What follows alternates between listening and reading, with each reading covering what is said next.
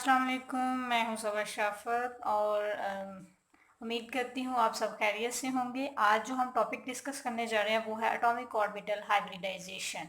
According to this theory, atomic orbital differing slightly in energy intermix to form new orbitals which are called hybrid atomic orbitals. It means कि atomic orbital जिनकी energy gap जो है, difference जो है वो कम होता है, वो क्या करते हैं, आपस में इंटरमिक्स होते हैं और नए ऑर्बिटल्स बनाते हैं जिनको हम हाइब्रिड एटॉमिक ऑर्बिटल्स कहते हैं। और ये they differ from there parent. Parent हम उन एटॉमिक ऑर्बिटल्स को कह रहे हैं जो आपस में इंटरमिक्स करते हैं और उसके बाद न्यू बनते हैं। अब जिनसे बने हैं उनको हम पेरेंट एटॉमिक ऑर्बिटल्स कह रहे हैं, और ये उनसे जो न्यू बनते हैं उनकी शेप और ज्योमेट्री जो है वो अपने पेरेंट से डिफरेंट होती है। यहाँ पे हमारे पास जो एक चीज़ है, एक्साइटेशन और हाइब्रिडाइजेशन साइमल्टेनियस प्रोसेस है। साइमल्टेनियस के एट अ टाइम ये दोनों हो रहे होते हैं। हाइब्रिडाइजेशन जो है हमने अभी बताया कि इसके क्या अंदर क्या होता है। तो एक्साइटेशन में क्या है कि ग्राउंड स्टेट से जो इलेक्ट्रॉन है वो जंप करता है एनर्जी लेके, एनर्जी जो है उसको मिलती है तो वो एनर्जी से आगे हमारे चला जाता है एक्साइटेड स्टेट में। तो एक्साइटेड स्टेट में हाइब्रिडाइजेशन का प्रोसेस होता है। जो हाइब्रिडाइजेशन जो है, ओवरलैपिंग जो है, इंटरमिक्सिंग जो है, इसके नतीजे में जो एनर्जी रिलीज होती है वो एक्साइटेशन में यूटिलाइज हो जाती है इलेक्ट्रॉन को जंप करने के लिए। हमने कहा था जब भी इलेक्ट्रॉन लोअर लेवल से हायर लेवल में जंप करता है तो उसको एनर्जी की ज़रूरत होती है। तो यहाँ पे भी ये अब जो नेचर और नंबर ऑफ ऑर्बिटल्स है उसकी बेस पे हम हाइब्रिडाइजेशन को जो है वो क्लासीफाई करते हैं। वो first one is sp3, second sp2 and third is sp। आज जो हम डिस्कस करेंगे वो है sp3 हाइब्रिडाइजेशन। इसमें क्या होता है, जैसे कि यहाँ से पता चल रहा है कि 3p ऑर्बिटल्स और 1s ऑर्बिटल आपस में इंटरमिक्स होते हैं और नए 4 ऑर्बिटल, ये 3 हैं और ये 4 न्यू ऑर्बिटल जो है वो बनाते हैं। और इस केस को हम इसी वजह से कि इसके अंदर 3p ऑर्बिटल्स और 1s जो है आपस में इंटरमिक्स होते हैं और वो sp3 हाइब्रिडाइजेशन जो है वो करते हैं। वरना इसके अंदर जो मॉलिक्यूल्स हैं जो sp3 हाइब्रिडाइजेशन जो आइटम्स हैं वो देते हैं वो है कार्बन है, मीथेन के अंदर, वाटर के अंदर ऑक्सीजन और अमोनिया के अंदर नाइट्रोजन। ये sp3 हाइब्रिडाइजेशन जो है वो परफॉर्म करते हैं। अब ये हाइब्रिडाइजेशन जो है ये क्या है, ये क्यों की जाती है। तो हाइब्रिडाइजेशन जो है हमें इसकी वैलेंसी के बारे में बताती है, यानी कि कार्बन जो है वो 6 बॉन्ड बनाता है। तो ये कौन हमें बताता है, ये हाइब्रिडाइजेशन बताती है कि कार्बन जो है वो उसकी 4 वैलेंसी और वो सेटिस्फैक्शन किस तरह होती है। इसके अलावा ये शेप्स के बारे में बताता है, ज्योमेट्री किस तरह की होती है, मॉलिक्यूल की, एटम की जो भी मॉलिक्यूल है उसकी कैसे होती है वो बताता है। अब हम यहाँ पे सबसे करते हैं एक एग्जाम्पल को। सिमिलर हर एग्जाम्पल जो है वो एक जैसी है। आपने बड़े इजी वे में, आप बड़े आराम से, ये मैं समझाऊंगी, आप जो है ना इसको समझेंगे तो आपको आप इजीली जो है वाटर और अमोनिया की जो है ना वो कर लेंगे। इसके साथ साथ ही मैं ये आपसे कहती जाऊंगी कि अगर आप नए हैं चैनल पे तो इसको सब्सक्राइब लाजमी कीजिए। अब जैसे कि हमने मीथेन की एग्जांपल लेते हैं, और मीथेन में क्या है कि जो कार्बन, सेंट्रल कार्बन है, ये sp3 हाइब्रिडाइजेशन शो करता है और इसका एटॉमिक नंबर 6 होता है, यानी कि इसकी जो इलेक्ट्रॉनिक कन्फिग्रेशन है ground state as 1s2, 2s2, 2px, 2py and 2pz। यहाँ पे 6 इलेक्ट्रॉन है, 2 हो गए, और यहाँ पे जो 2 इलेक्ट्रॉन्स है वो फिल हो गए। यहाँ पे हम बताते हैं कि किस तरह फिलिंग की जाती है, ये पिछले लेक्चर्स में आप डिटेल से इसको डिस्कस किया था। अब हमारे पास जो है एक्साइटेड स्टेट। तो एक्साइटेड स्टेट में क्या होता है, ये कार्बन तो पहले ग्राउंड स्टेट में है, ये वाली हमारे पास ग्राउंड स्टेट। अब एक्साइटेड स्टेट में क्या होता है कि जो इलेक्ट्रॉन है 2s2 में, 2s2 में 2 इलेक्ट्रॉन्स हैं,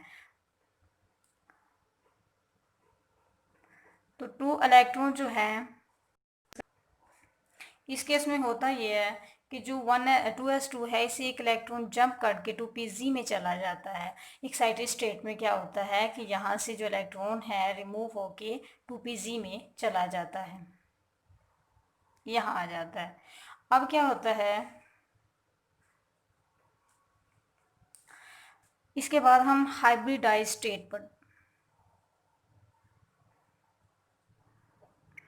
हाइब्रिडाइज स्टेट में क्या होता है, इस केस में होता ये है कि ये हमारे पास 1s है,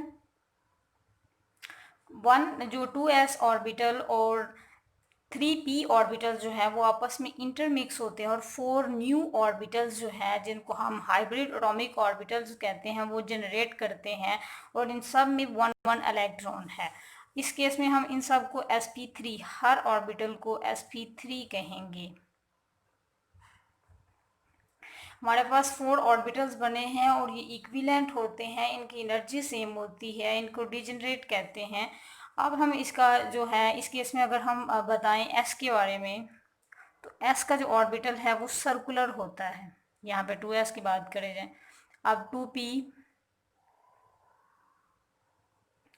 ये एटॉमिक ऑर्बिटल्स हैं, ये s का सर्कुलर होता है और ये डंबल शेप है, एक y एक्सिस के अलोंग, एक x एक्सिस के और एक z एक्सिस के, यानी कि 2px, ये 2py और ये 2pz। तो जब ये तीनों चारों आपस में इंटरमिक्स होते हैं तो इस केस में जो न्यू हाइब्रिड 4 एटॉमिक ऑर्बिटल्स बनते हैं वो हमारे पास इस तरह से बनते हैं। इस तरह के 4, इसको sp3 कह रहे हैं और ये 4 बनते हैं। अब हम मीथेन जो है इसकी बात कर रहे हैं, तो उसका स्ट्रक्चर जो हम ड्रा करते हैं, तो ये 4 जो हाइब्रिड ऑर्बिटल्स हैं ये इस तरह से अरेंज होंगे स्पेस के अंदर। इन सब के अंदर 1 इलेक्ट्रॉन है, हमने ऊपर जिक्र किया था इसके अंदर। ये तो हमारे पास सेंट्रल कार्बन की जो है ऑर्बिटल्स हो गए। हमने कहा मीथेन को जो है 4 हाइड्रोजन जो है वो रिवॉल्व करते हैं, तो एक हाइड्रोजन जो है इसकी इलेक्ट्रॉनिक कॉन्फ़िगरेशन 1s1 होती है। तो इस केस में यहाँ पे सर्कुलर बनेगा हाइड्रोजन का एक ऑर्बिटल, एक इस तरफ हाइड्रोजन लगेगा ऑर्बिटल, एटॉमिक ऑर्बिटल की ओवरलैपिंग हो रही है। 1s हाइड्रोजन के एटॉमिक ऑर्बिटल की हाइब्रिडाइज्ड 4 जो एटॉमिक ऑर्बिटल्स हैं कार्बन के, तो यहाँ पे इलेक्ट्रॉन्स की फिलिंग हो गई, तो ये हमारे पास जो ओवरलैपिंग से बॉन्ड बन गए 4। ये हमारे पास अगर इसकी आप यहाँ पे ड्रा करते हैं, कार्बन है सेंटर में, एक हाइड्रोजन इधर अटैच है,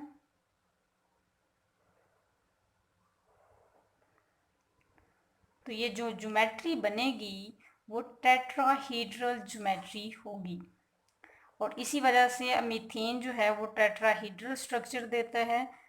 टेट्राहीड्रल स्ट्रक्चर होता है, इसके अलावा वाटर का भी, मीथेन का भी टेट्राहीड्रल, वाटर का भी टेट्राहीड्रल और अमोनिया का भी। जो sp3 हमें देते हैं उनका स्ट्रक्चर जो है वो टेट्राहीड्रल है। अब जब स्पेस में इनकी ओरिएंटेशन से और इनकी अरेंजमेंट से देखा गया तो इनके दरमियान जो बॉन्ड एंगल बना वो 109.5 डिग्री बना। इन सब के दरमियान जो एंगल है वो 109.5 और इसकी जो ज्योमेट्री है, इसका जो स्ट्रक्चर है वो टेट्राहीड्रल है। इसके 4 कॉर्नर्स हैं,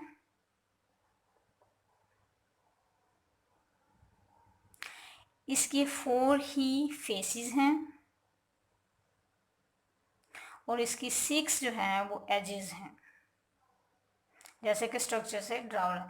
सेम इसी तरह से जैसे हमने मीथेन का ड्रा किया है, इसी तरह से वाटर का और अमोनिया का जो है वो स्ट्रक्चर ड्रा किया जाता है और इनकी फिर इनके बॉन्ड एंगल और उसकी स्ट्रक्चर जो है वो ड्रा किया जाता, पता चलता है। आपको कोई कन्फ्यूजन हो तो आप कमेंट बॉक्स में पूछ सकते हैं। आपको आज का लेक्चर कैसा लगा ज़रूर अपनी राय दें और दुआ में याद रखें। अल्लाह हाफिज़।